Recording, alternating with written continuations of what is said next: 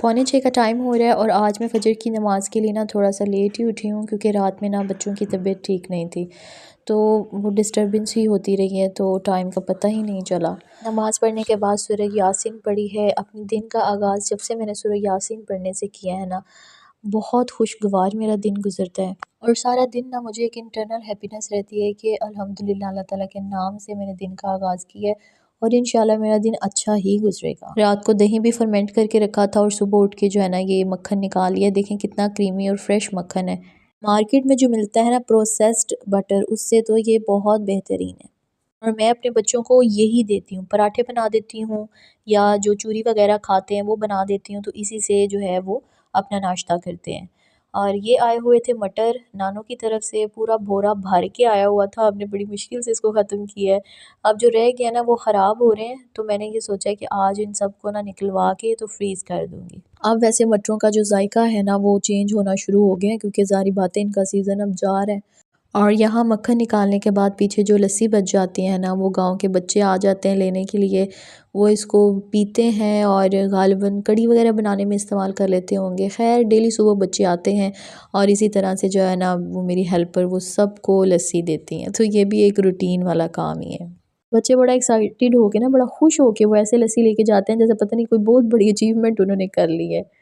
अब गर्मियाँ जैसे आगे आ जानी है तो ये जो चाटी की लस्सी होती है ना बहुत ठंडी होती है। तो हम लोग जो है दोपहर में तंदूर की रोटी और साथ में ये चाटी की लस्सी इसको ज़रूर इस्तेमाल करते हैं अपने दोपहर के खाने के साथ और माशाल्लाह जो है बहुत अच्छा जायका भी होता है क्योंकि घर की दही की और फिर घर की लस्सी की बात ही कुछ और होती है। और आज नाश्ता वगैरह निपटा के जो है ना वो हमने सिटी की तरफ जाना है, बच्चों की मेडिसिन लेकर आनी है। मैंने डर्माटोलॉजिस्ट को चेक करवाना है। मेरे ना सर में बहुत ज़्यादा डैंड्रफ हो गया हुआ है, तो उसकी वजह से मुझे बड़ी इरिटेशन हो रही है और मेरे बेटे की जो स्किन है ना वो भी थोड़ी सी डैमेज हुई है। ऐसे लगता है जैसे सन टैन या सन बर्न हो गया है क्योंकि उसकी स्किन बहुत सेंसिटिव है।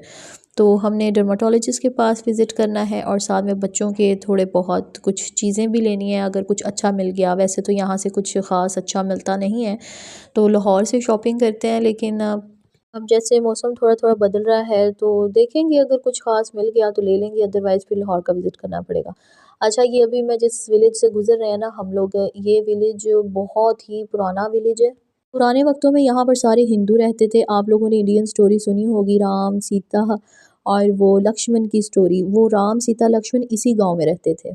इस गाँव का नाम तलवंडियाँ है और किसी रीज़न की वजह से ना ये काफ़ी साल पहले ये गाँव बिल्कुल तबाह हो गया था, ख़त्म हो गया था बिल्कुल, यहाँ बिल्कुल कब्रिस्तान बना हुआ था। तो बाद में लोगों ने आके इसको आबाद करना शुरू कर दिया और अब फिर से थोड़ी बहुत आबादी यहाँ पर है। मेरे जो गाँव है ना इनके साथ जुड़ी हुई बहुत सारी कहानियाँ हैं, तो इंशाल्लाह वो भी ना अपने नेक्स्ट व्लॉग्स में आपको ज़रूर इनकी डिटेल्स बताऊँगी। मेरी मदर इन लॉ मुझे बताती होती हैं।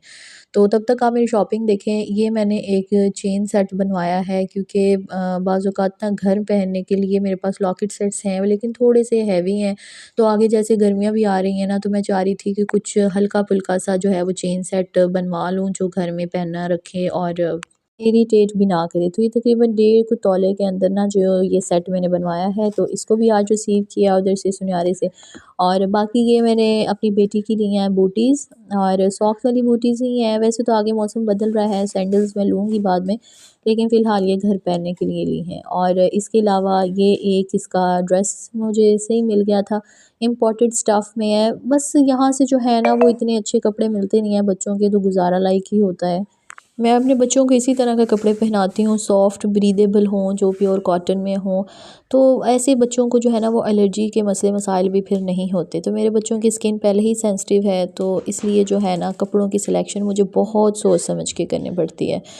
और मिरहा को इंशाल्लाह ये कलर जो है ना बहुत ज़्यादा सूट करेगा। उसके बाद जी मैंने अपने बेटे का जो है वो एक ड्रेस लिया है, ये जीन्स में है, साथ में इसके कॉटन की नीचे फुल स्लीव्स शर्ट है येलो मस्टर्ड कलर की। मेरे बेटे को येलो मस्टर्ड कलर बहुत सूट करता है, तो मैं मोस्टली उसके जो है ना इसी तरह के ब्राइट कलर्स ही लेती हूँ। और साथ में ये जीन्स की पैंट थी और उसके अलावा ये सॉफ्ट कॉटन में है एक ड्रेस, कैजुअल पहनने के लिए ना ये लिया है। साथ में इसके जो है वो ट्राउज़र्स हैं। उसके अलावा जी कुछ सॉक्स वगैरह ली हैं इनकी, मिरहा की ली हैं और साथ में मेरे बेटे की सॉक्स ली थी मैंने। सॉक्स तो इनकी मैं जितनी भी ले आऊँ ना उतनी कम है, और हर दफ़ा जब धुलती हैं तो उनमें से एक एक उसका जो है ना वो गायब हो जाता है और पीछे सिर्फ एक ही सॉक्स बचती है हर पेयर की। अच्छा, अब ये मैं आपको बताती हूँ जी डर्मेटोलॉजिस्ट ने क्या रिकमेंड किया है। क्योंकि मेरे बेटे की स्किन बहुत सेंसिटिव है तो उसने कहा है सन ब्लॉक के बगैर आपने बच्चे को बाहर नहीं भेजना। तो ये AB ब्लॉक सन ब्लॉक है, ठीक है। और मेरे बेटे की एज अभी 2 इयर्स है, तो आप खुद ही हिसाब लगा लें कि 2 साल के बच्चे के लिए भी सन ब्लॉक जो है वो बहुत इंपॉर्टेंट, बहुत ज़रूरी होता है। अच्छा, और मेरे डैंड्रफ के लिए जो है ना ये लोशन रिकमेंड किया है, ये कीटोन लोशन है, ठीक है।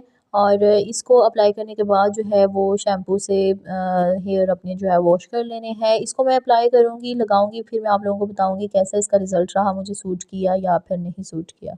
इसके अलावा थोड़े बहुत पिंपल थे मुझे आजकल, तो ये अडैप्को जेल जो है ये डॉक्टर ने मुझे लिख के दिया है, तो ये मैं ले आई हूँ। और साथ में मेरे बेटे के जो स्किन रैशेज़ से हुए हुए थे उसके लिए ये एक ट्यूब रिकमेंड की है। तो ये थी जी मेडिसिन। उसके अलावा मैंने अपने लिए ये पेस्ट ली है सेंसोडाइन, और साथ में ब्रश लिया है। ब्रश मैं हर 2 माह बाद अपना चेंज कर लेती हूँ लाज़मी। तो ये था जी मेरा आज का व्लॉग। मेरे सारे दिन की रूटीन मैंने आप लोगों के साथ ऑलमोस्ट शेयर कर दी है। उम्मीद करती हूँ आज की वीडियो भी आपको पसंद आई होगी। वीडियो पे कमेंट और लाइक एंड शेयर करना मत भूलिएगा, और अगर आप मेरे चैनल पर नए हैं और पहली दफ़ा मेरे चैनल पर आए हैं तो सब्सक्राइब किए बिना मत जाइएगा।